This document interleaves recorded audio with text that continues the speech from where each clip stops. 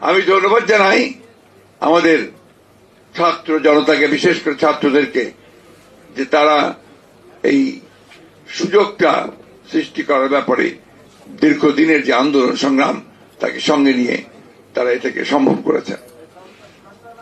সেই সঙ্গে আমি শ্রদ্ধা জানাতে চাই সেই সমস্ত শহীদদের যারা আমাদের এই অবস্থায় নিয়ে এসেছেন। বিষয়টা বেশ জটিল। জটিল এই জন্য যে আমরা তো একটা মুক্তির স্বাদ পেয়েছি। জটিল এই জন্যে যে আমাদের মুক্তিকে আমরা কাজে লাগানো, যে আলোচনাগুলো এখানে হয়েছে, যে একটা গণতান্ত্রিক সংস্কৃতি গড়ে তোলে, একটা সত্যিকার অর্থেই একটা গণতান্ত্রিক সংস্কার করে একটা গণতান্ত্রিক বাংলাদেশ নির্মাণ করা, এটা নিঃসন্দেহে একটা জটিল কাজ আমাদের দেশের প্রেক্ষিতে। সেই কাজটাই আমাদের করতে হবে এবং এই কাজটার করার পেছনে আমাদের সবচেয়ে বেশি যেটা প্রয়োজন, যারা আমরা মনে করেছি যে এই ফ্যাসিবাদের পতন হওয়া দরকার, ফ্যাসিবাদকে সরিয়ে সত্যিকার অর্থেই জনমানুষের জন্য উপযোগী একটি রাষ্ট্র নির্মাণ করা দরকার, সমাজ নির্মাণ করা দরকার, তাদেরকে ঐক্যবদ্ধ হয়ে কাজ করতে হবে। আজকে খুব কষ্ট হয়, দুঃখ হয়। আমি এখানে আসার আগে আমার বাসায় সঞ্জিদা এসেছিল। সঞ্জিদাকে আপনারা অনেকে চেনেন, মায়ের ডাকের সঞ্জিদা। সে তার ভাইকে নিয়ে এসেছিল। সে থাকে আপনার কানাডাতে। সে এসে বলছে, স্যার আজকে মন খুব খারাপ। কেন? গত কয়েকদিন ধরে যা দেখছি তাতে করে স্যার আমার মন খারাপ হয়ে যাচ্ছে। এই যে এতদিন ধরে যে কষ্ট, যে পরিশ্রম, যে ত্যাগ, যে আত্মজনের চলে যাওয়া, প্রিয় মানুষগুলোর চলে যাওয়া, সবকিছুকে ছাড়িয়ে কেমন যেন একটা ভয়াবহ একটা অবস্থা তৈরি হচ্ছে।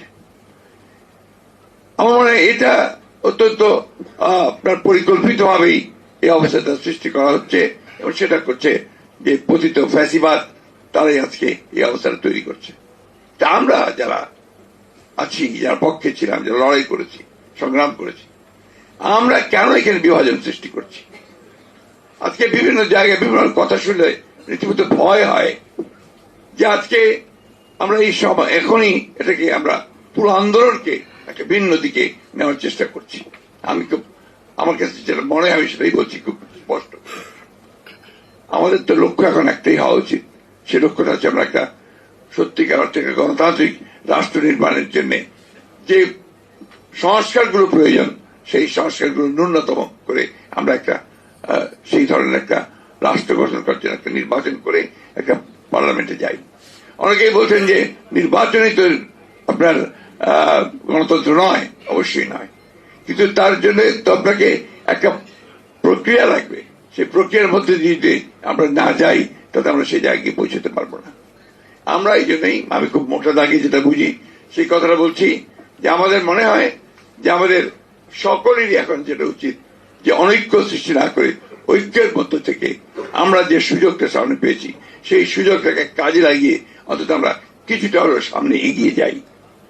আজকে খুব দুর্ভাগ্য যে 53 বছর হয়ে গেছে, আমরা এখন পর্যন্ত একটা পিসফুল ট্রান্সফার অফ পাওয়ার এটাই আমরা করতে পারিনি।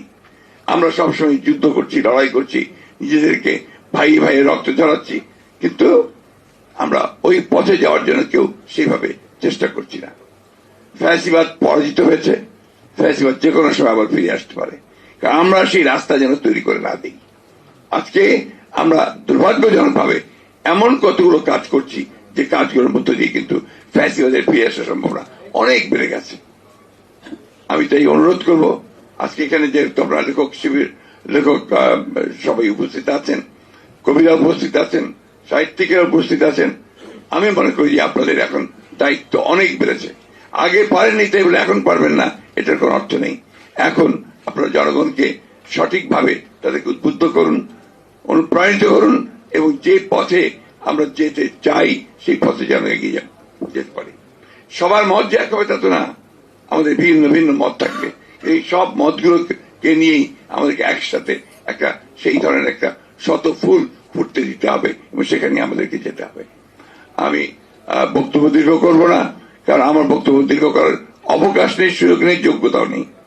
আমি শুধু এটুকু বুঝি যে আমাদের এখন সময় হয়েছে একসাথে ঐক্যবদ্ধ হয়ে আমাদেরকে সামনের দিকে এগিয়ে যাওয়ার, এবং সেই যাওয়াটা হচ্ছে একটা গণতান্ত্রিক লিবারেল ডেমোক্রেসির পথে এগিয়ে যাওয়ার। আমি অনেকে এখানে আছেন, সব পণ্ডিত মানুষেরা আছেন, তারা অনেক বক্তব্য রেখেছেন। আমি সেই তর্ক বিতর্কে যাওয়ার যোগ্য নই। তবে এইটুকু বুঝি যে আমার যে মানুষগুলো সেলিমউদ্দিন কলিমুদ্দিন, যার কিছুক্ষণ আগে আমাদের সেলিম সাহেব যে বললেন যে আপনার যে কথা, সেটাই হচ্ছে মূল কথা আর কি, যে তারা কিন্তু মনে করছে যে তারা আপনার হালুয়া টাইট।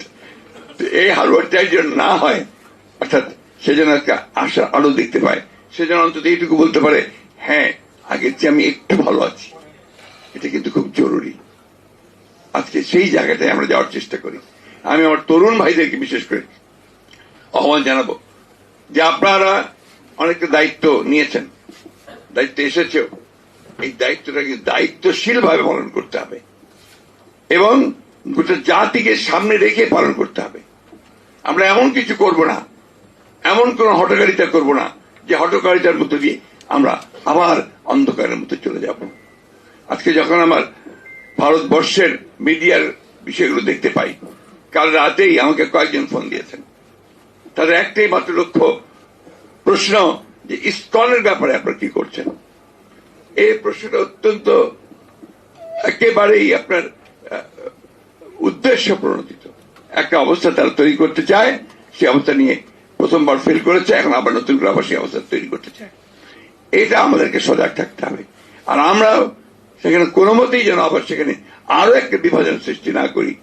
এখন যেটা এই মুহূর্তে যেটা প্রয়োজন, সবাইকে শান্ত থেকে বিষয়গুলোকে অনুধাবন করে আমাদের ধীরে ধীরে এগিয়ে যাওয়া এবং সবাইকে সঙ্গে নিয়ে সামনের দিকে আগানো। এছাড়া আর কোনো পথ আছে বলে আমি অন্তত মনে করি না। মেবি আই এম রং, কিন্তু এটাই হচ্ছে আমার একমাত্র চিন্তা, যে আমাদের অনলি থিং আমাদের পক্ষে এখন সম্ভব। আসুন আমরা সবাই একটা লক্ষ্যেই এগিয়ে যাই, সেটা আমরা একটা গণতান্ত্রিক সমাজ, একটা গণতান্ত্রিক রাষ্ট্র আমরা নির্মাণ করি।